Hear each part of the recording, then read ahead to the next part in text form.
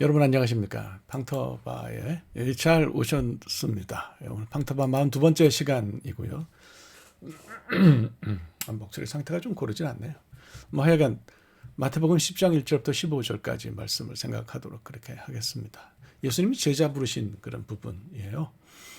근데 이제 교회에서 목사님들 통해서 여러분들 많이 공부하셨으리라고 그렇게 생각합니다. 그래서 그 부분은 제가 이제 할 거 없고요.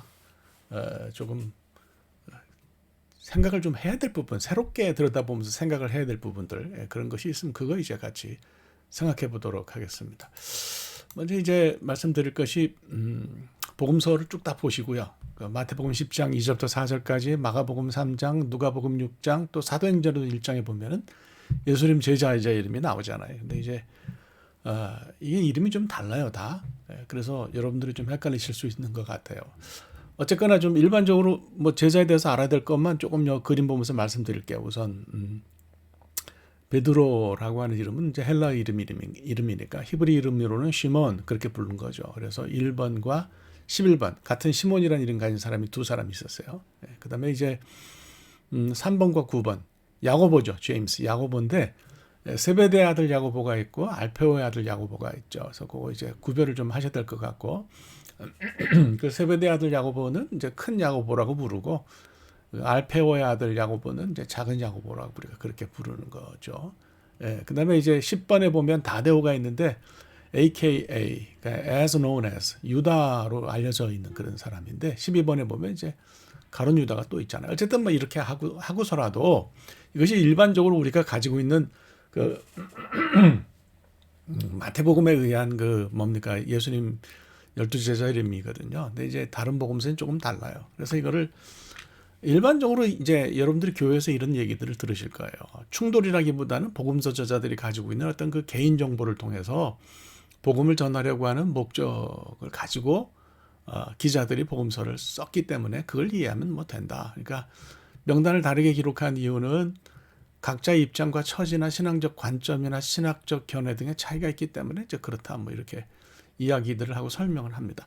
어떻게 이해하시든지 그건 각자의 몫이라고 생각하고요. 이건 또 설명이 아주 워낙 잘 되어 있고 그렇기 때문에 제가 이걸 되풀이할 필요는 없지 않나 이제 이렇게 생각합니다.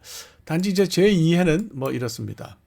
예수님 제자가 많았거든요. 예수님 제자가 12명만 있었던 건 아니에요. 70명 제자도 있었고, 예수님 따라다니는 사람들이 엄청나게 많았어요.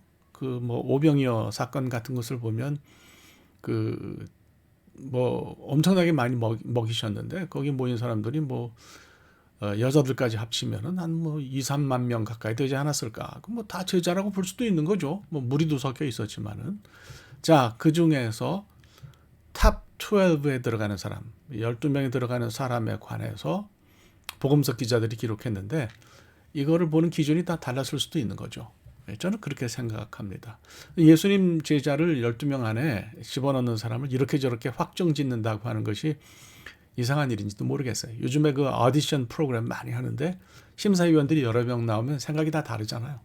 저는 그런 생각도 어떤 들었습니다. 그래서 그렇게 보시면 되겠고, 이거를 너무 성경이 왜 내용이 다르냐 이렇게 말씀하시는 건 조금 곤란하다 싶은 그런 생각이 듭니다. 어쨌거나 예수님의 제자를 우리가 사도로 부르는데요. 사도는 글쎄 이걸 직분으로 이해한다고 해가지고 요즘 신사도 운동 하는 분들이 있어요. 근데 이게 예수님의 제자로서 12명이라고 하는 사도직은 1세기에 역사적으로 끝났다고 보는 것이 맞습니다. 그래서 이런 신사도 운동에 빠지는 건 좀 곤란해요. 신사도는 성경적이지 않습니다. 지극히 조심해야 되고요. 제가 이해하는 대로는 일종의 무속주의고요. 왕년에 잘못된 성령 운동이 변장하고 돈으로 치면 자금 세탁해서 다시 나타난 거예요. 그러니까 여기는 빠지시게 되면 건전한 신앙생활을 하시는데 어려움이 있다 이렇게 말씀을 드립니다.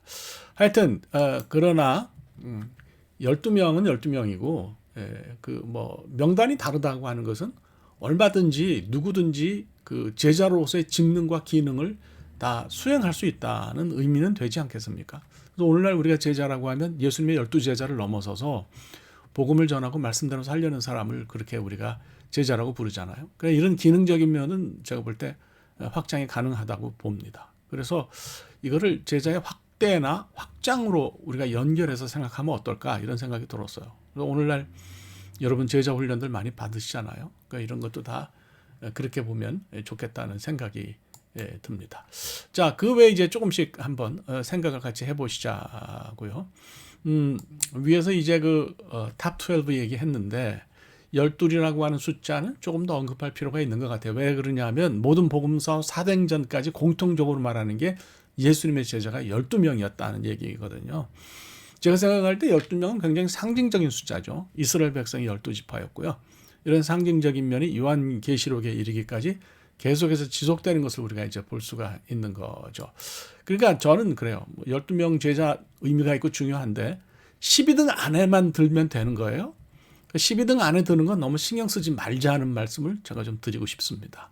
13등은 뭐 어떻습니까? 제자 자격이 없는 건가요? 14등은 뭐 의미가 없는 건가요? 15등은 의미가 없는 건가요? 저는 그렇게 생각하지 않아요. 누구든지 12명은 그냥 끝났으니까 역사 속에서 내버려 두고 13번째로부터 제자가 돼서 살려고 애쓰면 되지 않겠나. 저는 그런 생각을 합니다. 그러니까 뭐 12이라는 숫자를 오늘날 어쨌든 과거의 12이 중요한 게 아니라 오늘날 우리의 신앙이 중요한 거니까 우리는 13번째부터 예수님 제자가 되어서 이거는 신사도에서 말하는 제자 아니에요. 그러니까 그런 제자가 되어서 살려고 애쓰면 그러면 되겠다 이런 생각이 들고요. 13등도 은혜다. 13등의 의미를 여러분들이 좀 깊이 잘 생각하시면 좋겠습니다.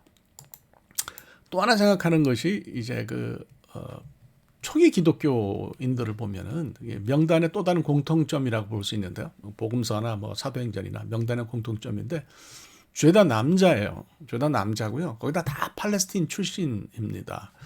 그렇거든요. 그래서 이제 우리가 이걸 어떻게 이해해야 되냐? 좀 이렇게 이해합시다. 우선 팔레스틴 출신이다 제자였다는 건 이해가 갑니다. 초기 기독교인들이 주로 유대인이었기 때문에 그렇죠. 근데 이제 팔레스틴에서 시작한 기독교가 사도행전을 통해서 보면 사도 바울의 선교행을 통해서 한계를 넘어서서 세계로 나갔다. 이렇게 우리가 생각을 할 수가 있잖아요. 그러니까 복음이 가지는 강력한 힘이 저는 모든 사람이 똑같다고 말하는 데 있다고 생각해요.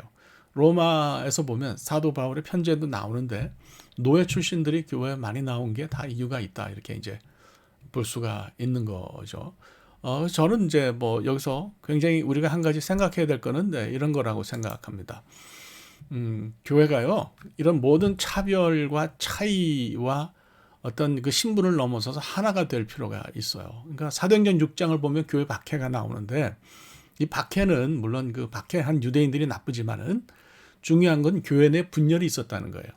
그러니까 유대계 기독교인들하고 헬라계 기독교인들 사이에 분열이 생겼어요. 이런 분열이 바로 밖에서 들어온 박해의 빌미를 제공한 면이 있습니다. 교회가요, 종족이나 뭐 나이나 사회적인 신분이나 여러 가지 것들 본질적이지 않은 것에 신경을 쓰기 시작하면 교회가 망가집니다. 그 교회가 분열로 가게 되고요, 교회가 무너지게 되는 거예요. 그래서 이걸 넘어서서 화합이 이루어지고 모두가 같다는 사실을 이해하면 기독교는 확장성을 가지는 거죠. 뭐 어떤 목사님인가요? 그 교회가 목욕탕 같다고 그랬는데 밖에서 뭐 어떻든지 목욕탕 안에 들어올 때는 옷 다 벗어 던지고 이렇게 알몸으로 들어오니까 신분이니 뭐니 뭐 다 이렇게 던지고서 들어온다. 그런 얘기를 하신 걸 들은 적이 있어요. 뭐 의미가 있는 얘기라고 그렇게 생각합니다. 또 하나는 이제 남초 현상인데요. 예수님 제자가 전부 남자였잖아요. 이건 당시 사회 문화를 반영했다고 보여집니다. 당시에도 여자들이 엄청나게 활약했어요. 예수님 부활을 최초로 본 사람도 여자였습니다. 더구나 오늘 교회도 보면 오늘날 교회도 여자분들이 훨씬 많아요. 뭐 그런 얘기 하잖아요. 여성 교회는 걱정할 게 없다. 남성 교회가 잘 되면 그 교회는 괜찮은 교회다. 그런 얘기 하잖아요.